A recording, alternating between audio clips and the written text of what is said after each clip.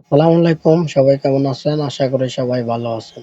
আজকে আপনাদেরকে দেখাবো যারা কখনো ডিশের সার্ভার এবং কি ওয়াইফাই নেটের সার্ভার দেখেন নাই কোনো সময়, আজকে আপনাদেরকে সেই সার্ভারে দেখাবো। তো এখানে দেখতে পাচ্ছেন সার্ভারের র্যাক, ওয়াইফাই ইন্টারনেটের সার্ভারের র্যাক একটা আর ডিশের র্যাক আর একটা। তো এখানে দেখতে পাচ্ছেন কয়েকটা সুইচ রয়েছে, যে এসএফটি পোর্ট রয়েছে, তারপরে আপনার ল্যান্ড পোর্ট সুইচ রয়েছে। ওগুলা হচ্ছে গিগাবিটের সুইচ। তারপরে ওয়ালটি রয়েছে, তারপরে সুইচ রয়েছে, মাইক্রোটিক রাউটার রয়েছে, কয়েকটা ওয়ালটি রয়েছে।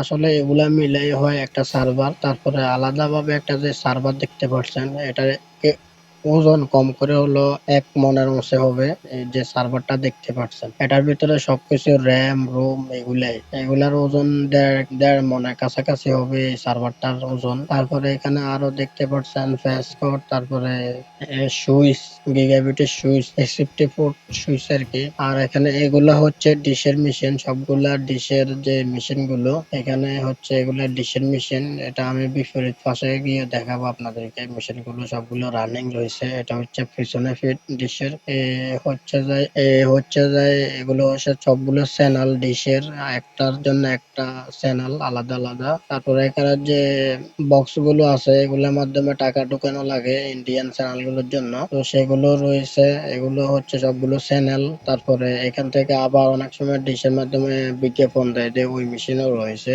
এগুলো সব হচ্ছে চ্যানেল। তারপরে আবার এই ধরনের সার্ভারের মধ্যে এসি থাকাটা জরুরি, যেহেতু মেশিন গুলো অনেক তাপমাত্রা হয়। তো এখানে এসিও আছে, আর ডিশের চ্যানেল গুলো দেখার জন্য একটা টিভিও লাগানো রয়েছে। একটা সার্ভারের পিছনে অনেক টাকা খরচ করা লাগে এবং কি অনেক মেশিনাতি লাগে। তো আপনারা যারা কোনোদিন সার্ভার দেখেন নাই, আজকে আপনাদেরকে সেই ভিডিওটাই দেখালাম।